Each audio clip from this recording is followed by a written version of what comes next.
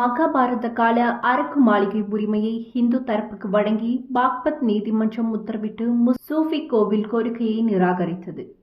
1970ஆம் ஆண்டு முதல் மீரட் நீதிமன்றத்தில் தாக்கல் செய்யப்பட்ட அரக்கு மாளிகை தொடர்பான வழக்கு இந்து மற்றும் முஸ்லிம் தரப்பினருக்கு இடையே நீதிமன்றங்களில் நடந்து வந்தது.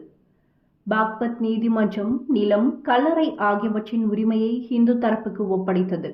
மேலும் அதன் மீது சூஃபி ஆலயம் இருப்பதாக வாக்ஃப் கூறியதை நிராகரித்தது.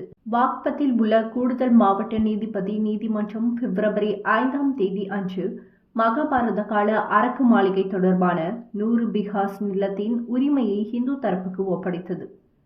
பத்ருதீனின் கல்லறை மற்றும் அந்த இடத்தில் ஒரு கல்லறை இருப்பதாக கூறி அந்த இடத்தின் தன்மை, அதன் மீது உரிமை கோரும் முஸ்லிம் தரப்பின் வழக்கை சிவில் நீதிபதி சிவம் திவேதி நிராகரித்தார்.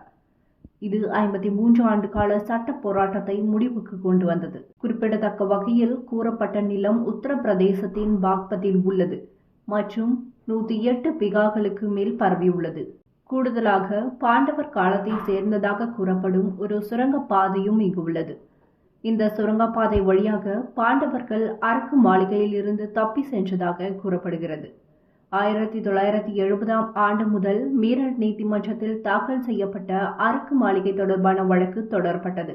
அதன் விசாரணை 53 ஆண்டுகளாக நடைபெற்று பாக்பத் மாவட்டம் மற்றும் செஷன்ஸ் நீதிமன்றத்தில் நடைபெற்று வந்தது.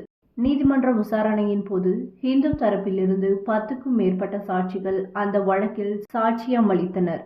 மேலும் இந்த வழக்கில் வரலாற்று ஆய்வாளர்களின் கருத்துக்களும் எடுக்கப்பட்டன.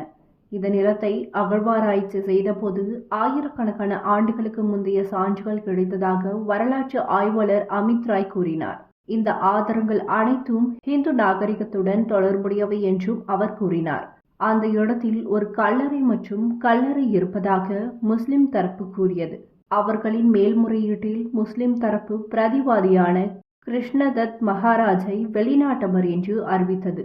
முஸ்லிம் தரப்பின் கோரிக்கையை நிராகரித்த நீதிமன்றம் முழு நிலத்தையும் இந்துக்களிடம் ஒப்படைத்தது.